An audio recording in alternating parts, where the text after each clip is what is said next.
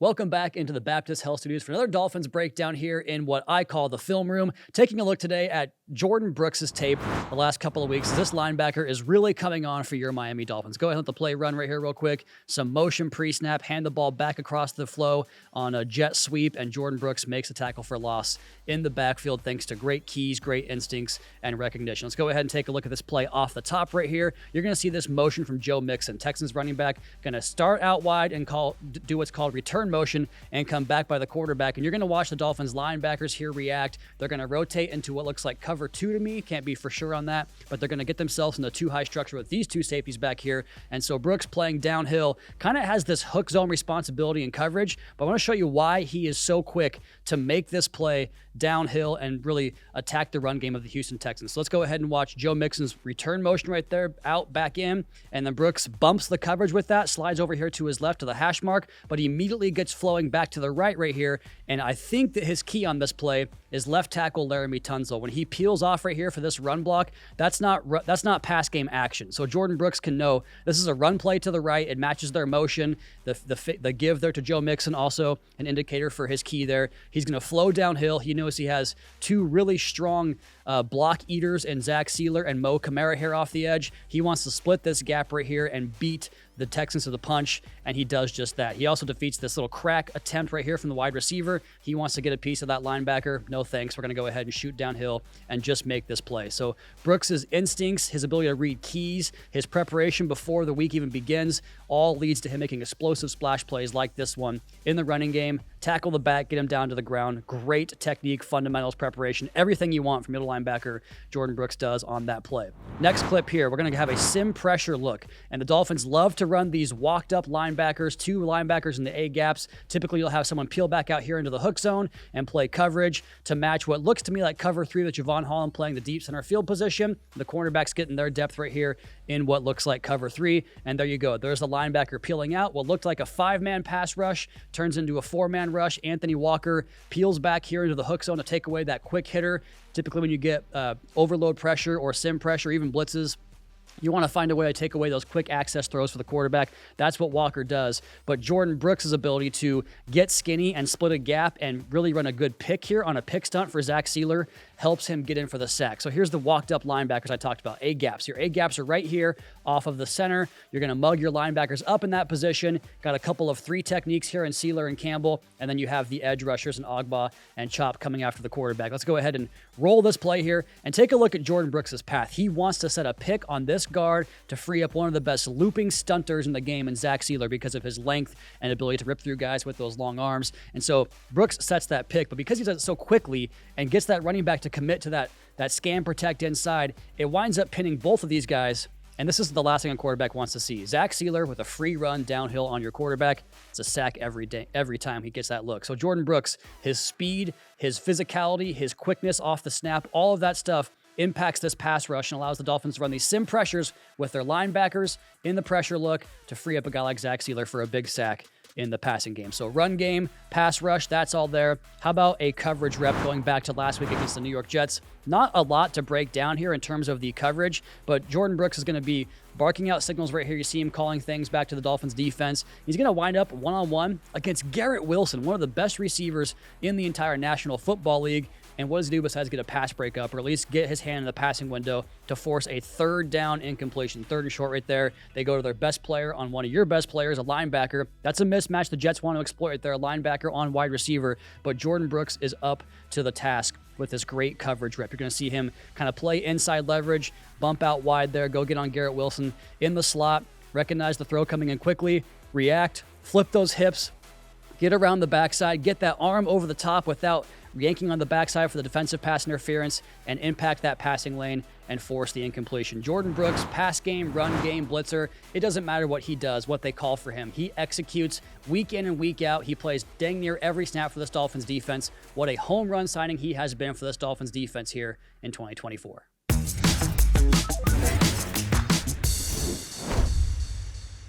What up, Dolph fans, and welcome back into the Baptist Health Studios for another edition of, I guess, Behind the Enemy Lines here as we get ready to welcome in our guest today. We see the 49ers every 4 years, but thanks to the 17th game, we get to see Coach McDaniel's former team for the second time in 3 years, and that means for the second time in 3 years, we get to talk to Lindsey Pallares. She's a team reporter for the 49ers and another former Pac-12er out there. Lindsey, welcome back in.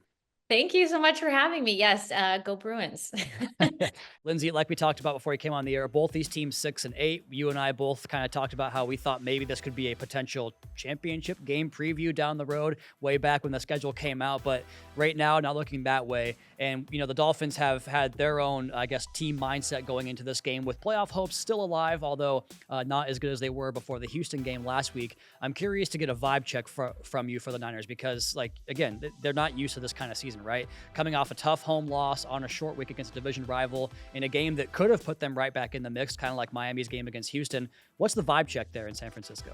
You know, obviously no one was happy with the results on Thursday night, but I think just seeing how good of a defensive performance that they're capable of. I think being able to keep the Rams out of the end zone for an entire game after they scored 44 points against the Bills is not a small task. I think, you know, we heard defensive lineman Nick Bosa speak on Monday, and he's so optimistic, right? You know, you have to move on from the loss, turn the page. He's optimistic about the guys that are currently in the locker room, especially on that D-line for him. But you see, again, those rookies really stepping up. Renardo Green, Isaac Guerendo, Dominic Pooney, Ricky Pearsall. You've got a lot of really good young players that are going to be here for a considerable amount of time. You have a lot of the veteran core coming back. So, you know, in spite of all these injuries, the 49ers have been able to make plays this season. Obviously, they haven't materialized into the wins that they would have wanted, but there's still a lot of talent on this roster. There are guys that are expected to be here next season. So I think there's a lot of silver linings, and I know we touched on it, but getting Dre Greenlaw back just infused this optimism back on the defensive side of the ball, but really the team as a whole, because he is just one of those also game-changing players. So yeah, the 49ers aren't where they want to be in the season, but there is a lot of hope, a lot of optimism, and I think a lot of people think that a lot of momentum can be built before heading into the offseason for 2025. I'm curious what you guys have learned about Brock Purdy in this adverse year where, you know, like the talking points, like Purdy just has all these weapons and just has the easiest job in the NFL, right? But I think people that know ball don't see it that way. How have you learned about Brock Purdy in this year when he's had all those key parts at one time or another basically missed time? You know, I think his ability to create connections with other receivers, I think, you know, the connection with Jauan Jennings has always been there, but you saw it really highlighted this year because Jauan Jennings had to be the next man up. You know, I think he's still a good decision maker. I think, you know, he continues to make that jump that you want to see in a quarterback. And in spite of missing a lot of his key weapons, you know, I think he's created, again, good connections with rookies. In Isaac Guerendo, you know, he's had an offensive line that looks a little bit different and still able to make it work.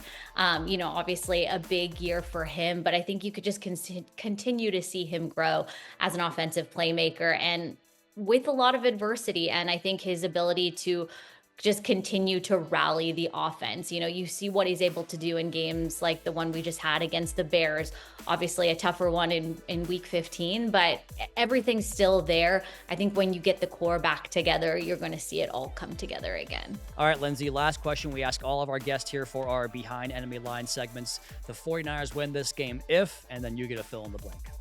If they play complementary football, I think the recipe for success is the offensive output that you saw against the Bears and that incredible defensive performance against the Rams. You know, that really is the recipe for the success for the Niners offensively. I think they need to get off to a fast start.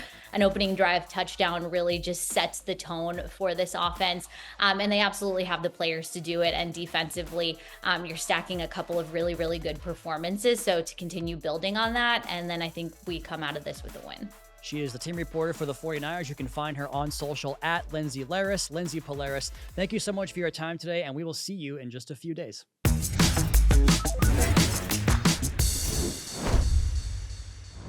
That wraps up another edition of Dolphins HQ here in the Baptist Health Studios. You guys know the drill by now. Be sure to check out the Draft Time podcast with yours truly and the Fish Tank podcast. Subscribe to the Dolphins YouTube channel for new episodes of Mic'd Up, game speed recaps, Coach McDaniel breakdowns, media availabilities, and much, much more from all your favorite Miami Dolphins. Enjoy an exciting Week 16 in the NFL, and we'll see you back here next week.